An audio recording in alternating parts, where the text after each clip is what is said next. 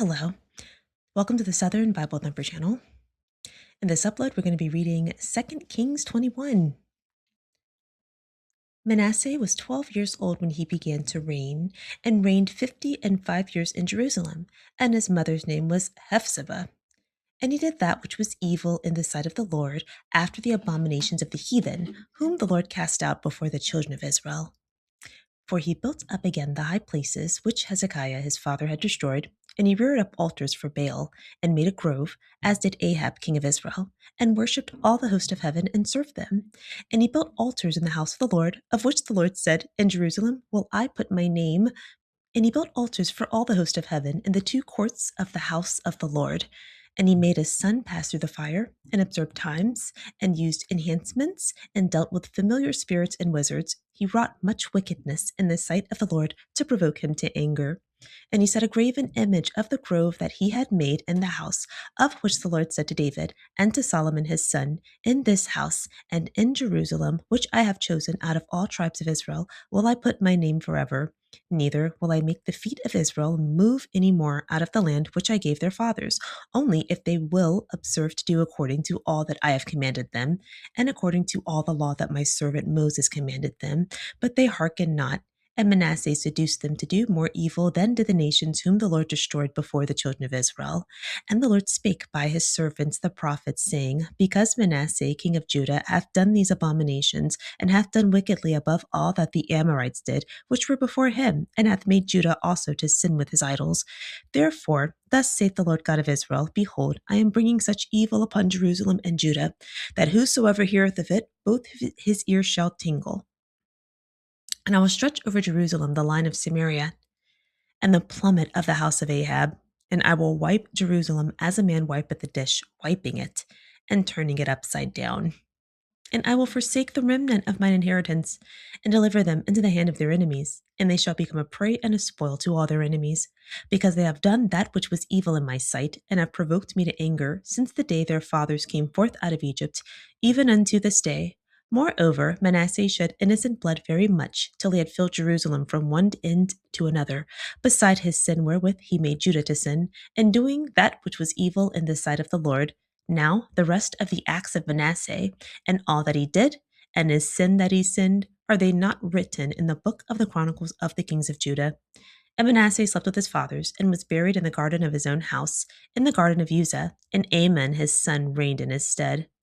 Amon was 20 and 2 years old when he began to reign, and he reigned 2 years in Jerusalem. His mother's name was Methshelemeth, the daughter of Haruz of Jotbah. And he did that which was evil in the sight of the Lord, as his father Manasseh did. And he walked in all the way that his father walked in, and served the idols that his father served, and worshipped them. And he forsook the Lord God of his fathers, and walked not in the way of the Lord. And the servants of Amon conspired against him, and slew the king in his own house. And the people of the land slew all them that had conspired against King Amon. And the people of the land made Josiah his son king in his stead. Now the rest of the acts of Amon which he did, are they not written in the book of the Chronicles of the kings of Judah? And he was buried in his sepulchre in the garden of Uzzah, and Josiah his son reigned in his stead. In the previous chapter, 2 Kings 20, King Hezekiah is terminally ill. Isaiah prophesies his death. Hezekiah cries out to God. Isaiah tells him that God heard his prayer and will add 15 years to his life. The Babylonian men that wrote to King Hezekiah when he was ill visits him in this chapter. He shows them everything that he owns. Isaiah prophesies that Babylon will take everything of value from his kingdom and make his sons eunuchs. King Hezekiah's son, Manasseh, becomes king after his death. Our current chapter, 2 Kings 21, Manasseh, King Hezekiah's son, becomes king of Judah when he is 12 years old. King Manasseh reigns over Judah 55 years and is more evil than the people who lived on this land before Israel. God speaks through prophets, foretelling Judah's destruction. God will no longer honor Judah as he once did.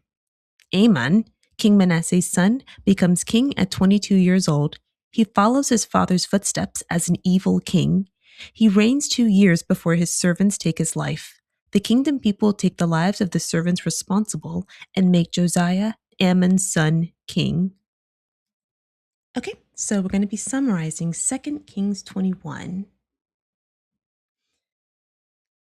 Manasseh is 12 when he becomes king of Judah. He reigns 55 years. His mother is Hephzibah. His father is Hezekiah. In verse 2, Manasseh participates in idol worship, the same practices that God forbade in the nation of Israel. And actually what verse 2 is saying, these were the despicable practices of the nations who God drove out before Israel. So if you remember Leviticus 18, Leviticus 19, God was warning Israel before you even cross over to get into the promised land. Okay? The people that are on this land, they're committing all these sexual sins. It's making the land sick enough to vomit people off of it. The land is so sick that when you get there, you're not even going to be able to eat the crops. That was Leviticus 19. You're not going to be able to eat the crops when you first get into this land because of the depravity that's gone on. You need to let the land be clean for 5 years. So this is why Israel is even on the land. It's because people that were on there before it were destroying the land with the practices. Instead of building those resources up, they were destroying the earth and making the earth sick with their depravity. So God said, you know what? The Israelites should come and destroy you off your land, and makes use of this land that you're not using for the right thing. It's just when Israel comes and they start to practice the same behaviors that God told them specifically, repeatedly not to do.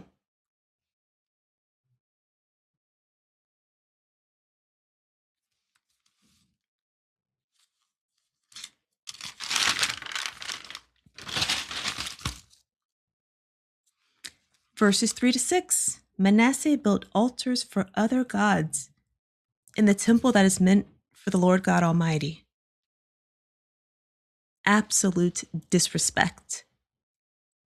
But again, I want to point to what kind of father he had. Hezekiah in the previous chapter was so friendly. He was sick, and the prince of Babylon wrote him letters and came to visit, and Hezekiah opened up his house and let him see all through his house. This is a king. This is during the time when there's no police.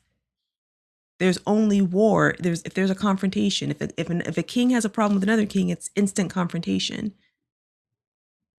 You know about what you're living in, and you're that friendly to let just because somebody wrote you a letter, see all in your house like that, all around your children, all your sacred space, just because they gave you some kindness that you didn't even need because you're a king and you have everything. You don't need anything. That's the kind of father he had.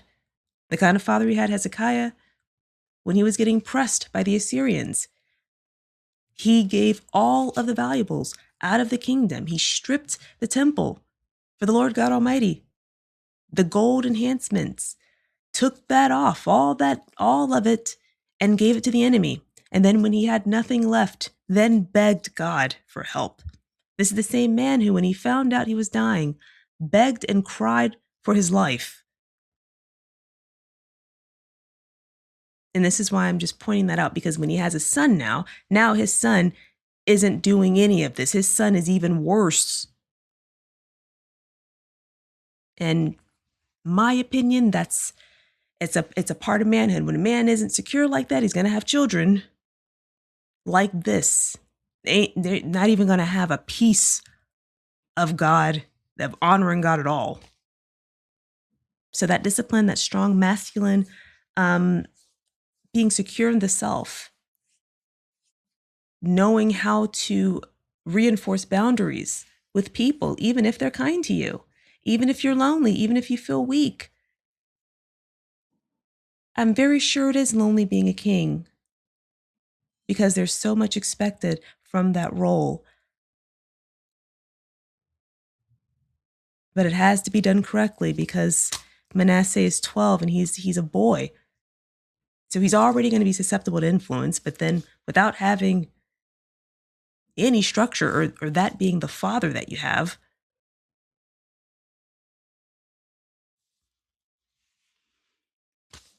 Anyway, Manasseh reigns 55 years. He is an evil king. He worshipped all the host of heaven, burned his own son as a sacrifice, participated in forbidden practices. He provoked God to being angry.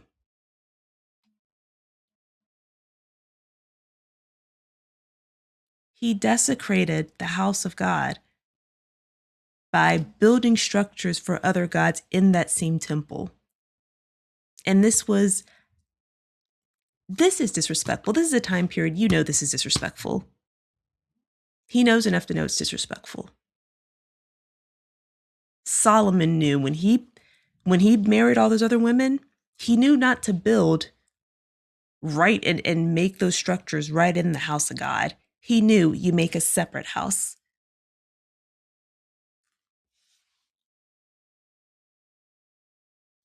Manasseh made an idol in the same place God told David and Solomon he would honor for their sake forever.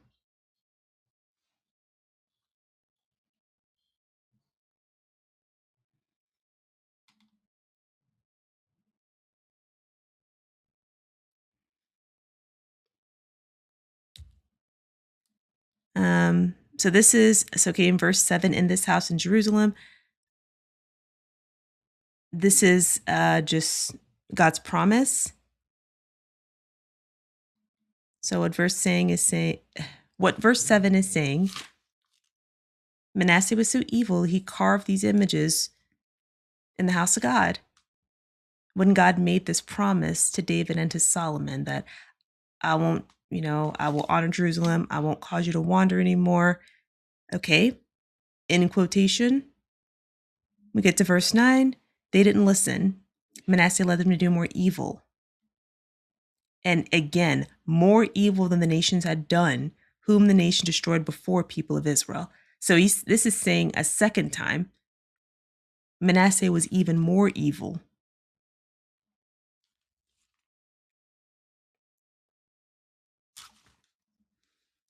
Verse 10, the Lord speaks through his prophets because Manasseh had committed so much sin.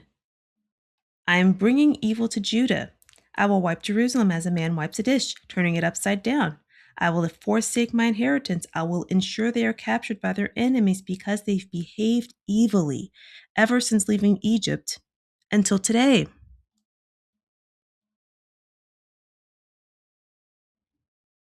What it's saying here, I'll stretch the line of Jerusalem over Samaria because, again, Samaria is Israel.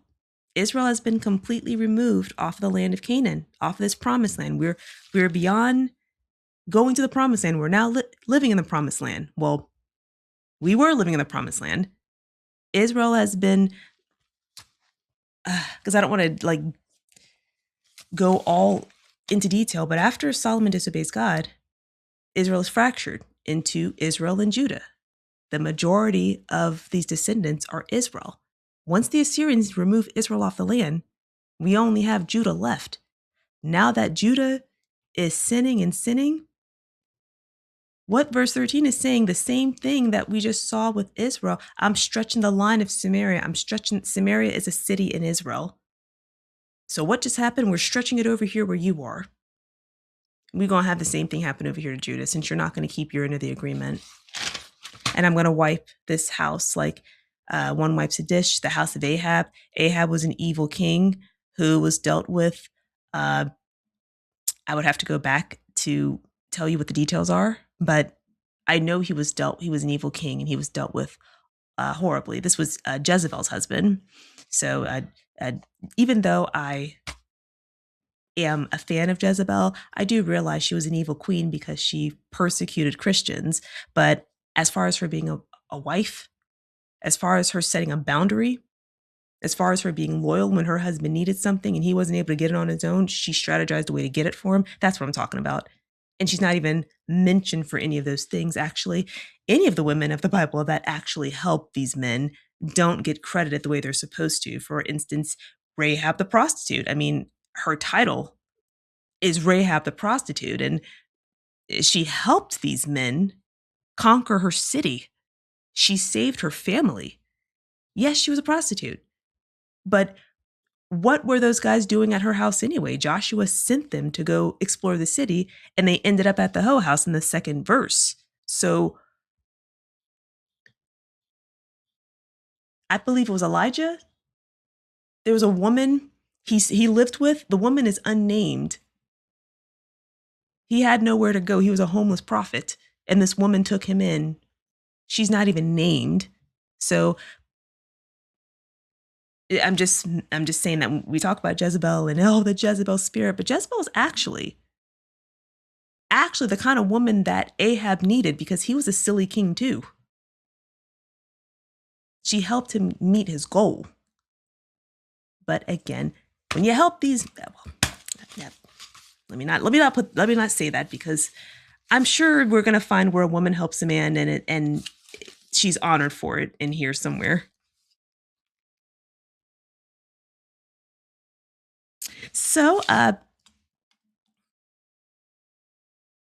this is saying we're the same thing is about to happen to Judah. You're about to get wiped off this land too, because they were evil. You done evil. It says in verse 16, Manasseh shed much innocent blood. Manasseh dies, and Amon, his son, reigns in his place. Amon was 22 years old. He only reigned for 2 years. He was also evil. Amon's servants conspired against him and killed him in his own home. But the kingdom people killed him. Josiah, Amon's son, takes his place next.